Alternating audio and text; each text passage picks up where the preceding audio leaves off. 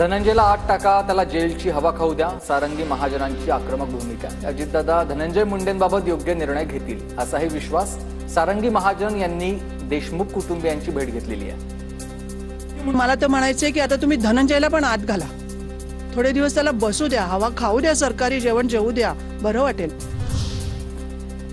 व्यक्तिगत कारणामुळे धनंजय मुंडेंचा राजीनामा मागितला असेल. धनंजय मुंडेंचा संबंध असल्याचं फडणवीसांनी कुठेही सांगितलं नाही. राष्ट्रवादीच्या प्रफुल्ल पटेलांचं हे वक्तव्य आहे. सुरेश धस लायकीचा माणूस नसल्याचं ओबीसी लोकांनी फोन करून सांगितलंय. ओबीसी नेते लक्ष्मण हाके यांचा सुरेश धस यांच्यावर निशाणा. सामान्य माणसाचा विषय असता तर आम्ही निश्चित सपोर्ट केला असता, पण तुम्ही 10 लाख रुपये त्या माणसाला देता कसे? एवढी कॅश तुमच्याकडे आली कुठून?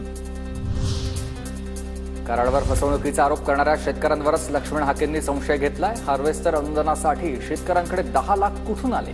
अप्रत्यक्षपणे कराडची बाजू सावरत हाकेंचा शेतकऱ्यांनाचा सवाल आहे. सामान्य माणसाचा विषय असता तर आम्ही निश्चित सपोर्ट केला असता, पण तुम्ही 10 लाख रुपये त्या माणसाला देता कसे?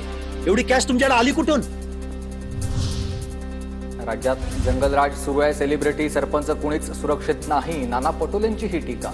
दिल्लीत देखील महाराष्ट्रामधील आता ह्या जंगलराजची चर्चा होते. पटोलेंची माहिती. पण महाराष्ट्रामध्ये जंगलराज निर्माण झालेला आहे. हे आता काही त्याला वेगळं प्रमाणपत्र देण्याची काही कारणं नाही. मुंबईसारख्या शहरामध्ये सेलिब्रिटी हे सुद्धा सुरक्षित नाही. गावातला सरपंच सुरक्षित नाही. संतोष देशमुखांच्या हत्येचा कट केज जवळील नांदूर फाट्यावरील तिरंगा धाब्यावर शिजल्याची शक्यता आहे. 4 दिवसांपूर्वी सीआयडी पथकानं हॉटेल मालकाची चौकशी केली आहे. वाल्मिक कराडची दुसरी पत्नी ज्योती जाधवच्या नावे सोलापूरमध्ये कोट्यावधींची संपत्ती आहे. बार्शीच्या शेंद्री गावामध्ये ज्योती जाधवच्या नावे 4 जमिनींचे 7/12. अंजली दमानिया यांचं हे ट्विट आहे. पुण्यानंतर आता सोलापूरमध्ये ज्योती जाधव यांच्या नावावर प्रॉपर्टी असल्याचा हा त्यांचा आरोप आहे. वाल्मिक कराडच्या जामीन अर्जावरील सुनावणी पुढे ढकलण्यात आली. बीडमधील अबादा कंपनी खंडणी प्रकरणी केज कोर्टामध्ये आज सुनावणी पार पडली.